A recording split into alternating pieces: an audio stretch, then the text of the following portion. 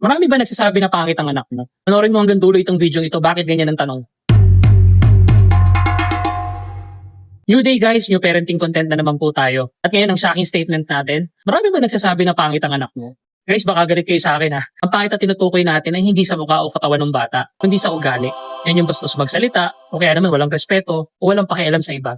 Marami yung mga magulang guys na magaganda at gwapo yung anak nila no, at baka isa ka dun. Pero daddies at mommies, hindi lang yan tungkol sa itsura ng bata. Ang goal dapat natin, lumaki yung anak natin na may mabuting kalooban. Yung anak na may kusa kahit hindi mo na inuutusan, yung anak na nagmamano sa mga tito, tita, lolo, lola, yung anak na nakaka-appreciate ng mundo at ibang tao. Yung batang tumutulong sa'yo magbuhat ng groceries mo, yung niyayakap ka ng mahigpit kahit feeling niya malaki na siya.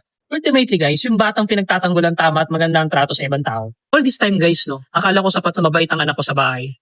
Pero pag nasa labas kami, minsan napapansin ko nakakasakit siya ng damdamin ng mga kalaro niya.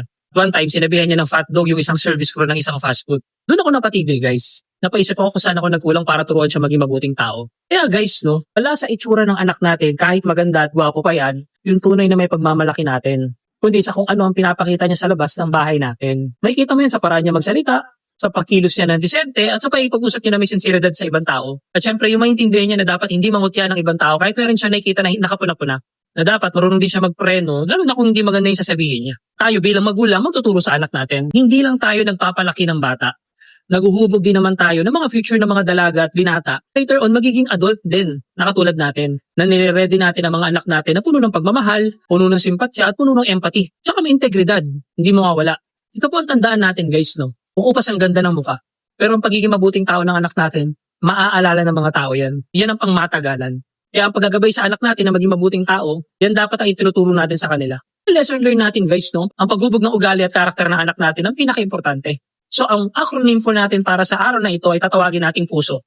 P-U-S-O. Letter P guys, or puso. Pusuan mo ang pagiging mahinahon at pagmamalasakit ng anak mo. Turuan natin ang anak natin na maramdaman ng sakit at pangangailangan ng iba. Na ang totoong kagapuhan at kagandahan ay sa pagiging mabait at makatao nila. Second letter natin guys, no, U or ugali. Ugaliin natin magsalita ng may respeto. Modelo natin ang pagiging magalang lalo na sa mga taong nasa labas, katulad ng service crew at mga nakakatanda. Third letter natin guys, no, S or sincerity. Ituro natin ang sinseridad sa anak natin. Ang pagmamahal, pinapakita sa pagtulong at pagtanggol ng tama, hindi lang yan sinasabi. At fourth letter natin guys, no, O, obserbasyon. Ang obserbasyon mo ang kailangan nila. Huwag kang titigil sa pagpuna ng mali. Katulad ng bastos na pagsasalita o kaya naman yung pangungutya ng anak natin para hindi ito maging habit na ng anak natin. Kaya tandaan natin daddies at mommies, no? Tulad na sinabi ko sa opening statement ko, ang tinutukoy natin ay hindi pangit na mukha, hindi pangit sa kalooban at ugali ng anak natin na napupunan ng mga tao sa pakikihalubilo ng anak natin.